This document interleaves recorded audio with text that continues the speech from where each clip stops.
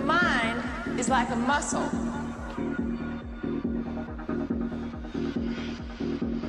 And if you want it to be really powerful, you gotta work it out.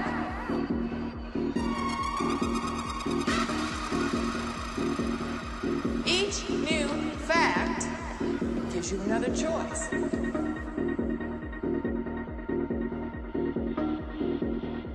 Each new idea builds another muscle.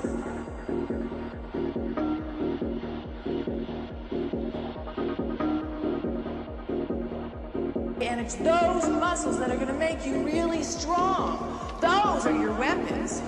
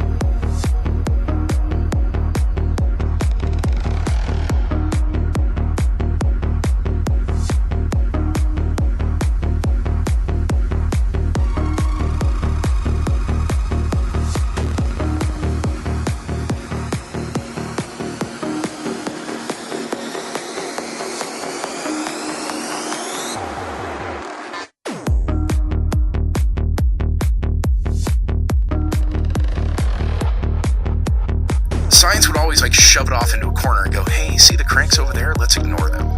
If we ignore them, they'll go away.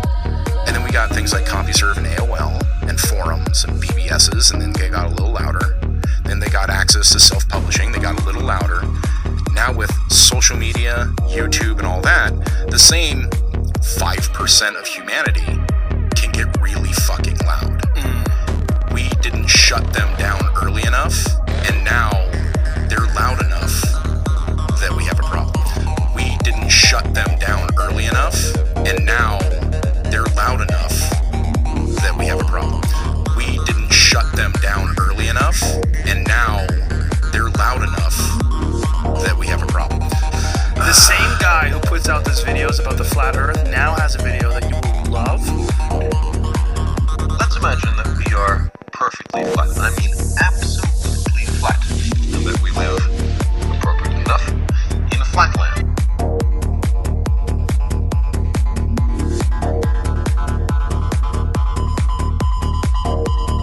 So here it goes. Now we're told that the earth spins from west to east because the sun rises from the east and sets in the west. That's simple, right? Now if you look at one of their computer-generated globe models, where the earth is supposedly spinning with the clouds spinning with it, you'll notice that the clouds are spinning a little bit faster than the earth is in the same direction.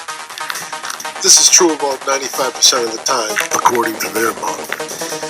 Every once in a while you get an anomalous event like a nor'easter or a hurricane that just does what it wants to do for whatever reason.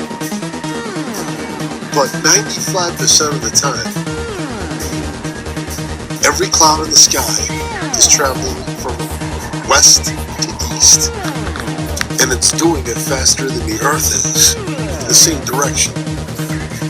I asked a couple of meteorology students to elaborate further on this. They told me it was due to high and low pressures. So let me get this right. All around the world simultaneously, there's high and low pressures everywhere, magically making the clouds move faster than the earth is. What the hell are you talking about? Like I said it before, and I'll say it again, this doesn't make any sense. Nothing else in nature does this.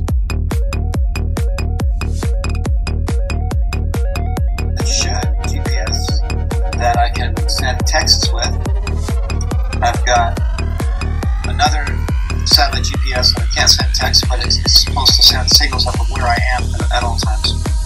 I've got satellite phone, and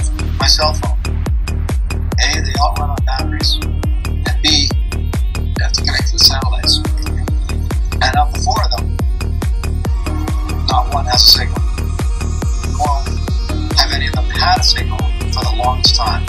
So they aren't anything to me at this moment. They're just hunks of equipment that I'm carrying around with me. I'm trying to get a message out for search and rescue.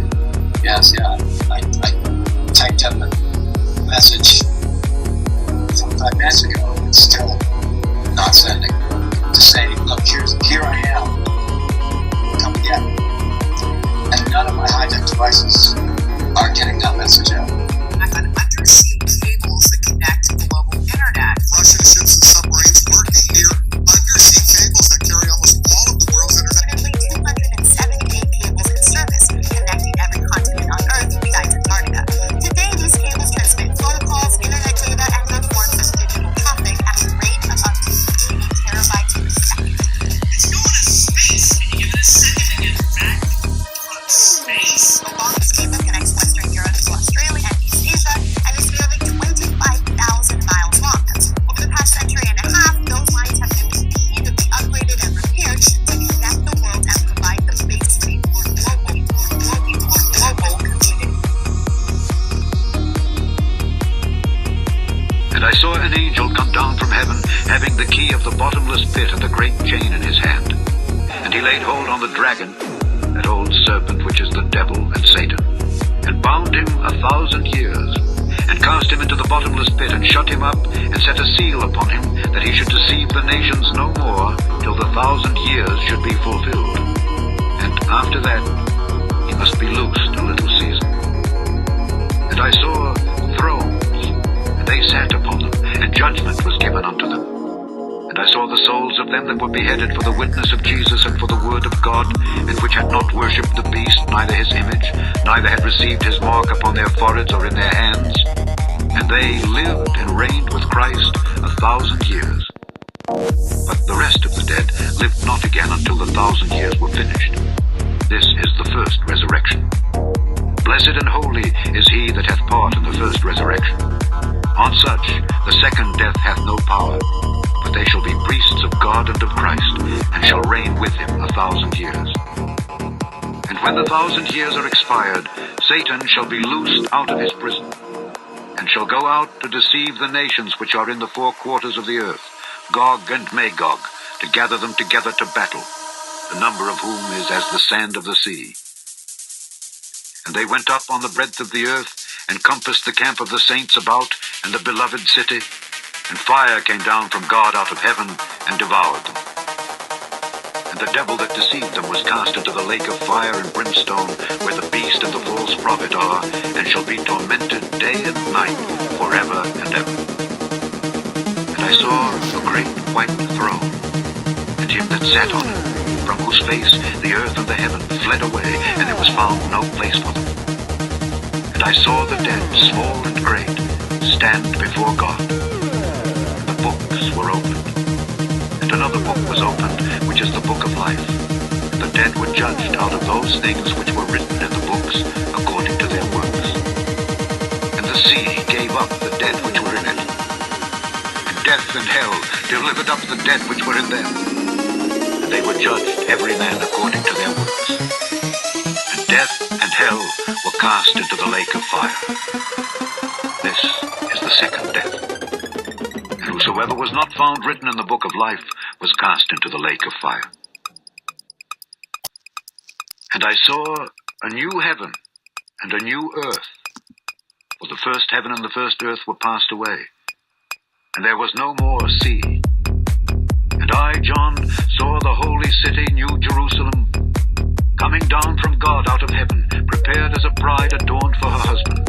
And I heard a great voice out of heaven saying, Behold, the tabernacle of God is with men, and he will dwell with them, and they shall be his people. And God himself shall be with them, and be their God. And God shall wipe away all tears from their eyes.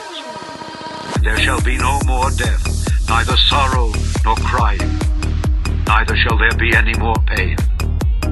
For the former things are passed away. And he that sat upon the throne said, Behold, I make all things new.